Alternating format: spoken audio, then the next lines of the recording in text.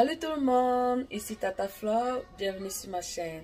J'espère que vous allez bien, moi ça va bien par la grâce de Dieu.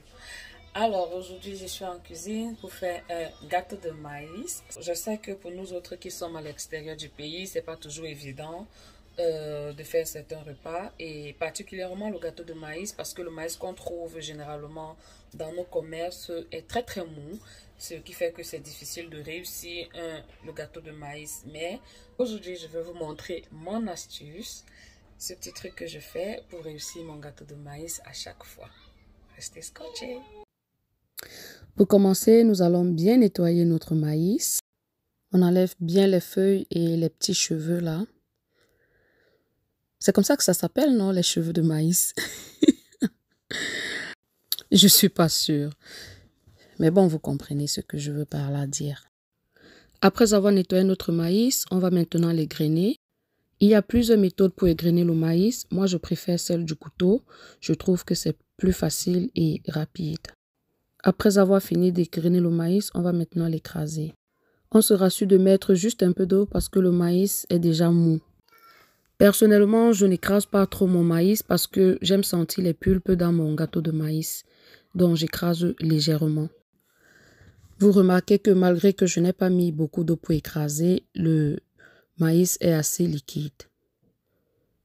Vous comprenez pourquoi il ne faut pas mettre beaucoup d'eau. On met juste assez pour pouvoir démarrer le blender. Récupérez bien le maïs sur le blender. Ne laissez nulle place où la main ne passe et repasse. Maintenant, on ajoute l'huile rouge à notre maïs. C'est ce qui va lui donner une belle couleur. On met un peu de sel également. Croyez-le ou non, le sel va rehausser le goût sucré du maïs. Vous pouvez chauffer l'huile rouge avant de mettre dans le maïs, ça dépend vraiment de vous. Maintenant, l'ingrédient secret, c'est la poudre de maïs. Comme je l'ai dit plus tôt, le maïs qu'on trouve dans nos commerces est déjà très mou. Alors, la poudre de maïs va permettre de bien solidifier notre gâteau. Notre pâte doit être pas très molle ni très dure.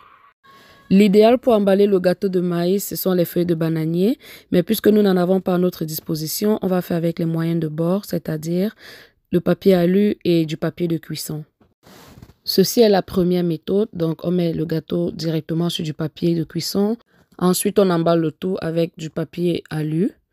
On se rassure de faire des boules bien serrées pour que le gâteau se forme bien. La deuxième méthode, c'est juste de doubler les papiers alu au cas où on n'a pas du papier de cuisson. Alors, on double les papiers alu et pareil, on se rassure de faire des boules bien serrées.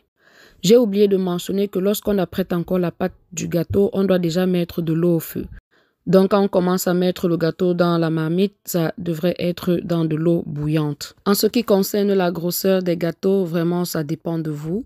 Vous pouvez faire des boules grosses ou des boules petites, selon votre préférence. Mais il faut noter que les petites boules cuisent aussi rapidement.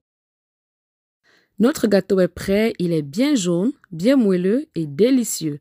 Bon appétit!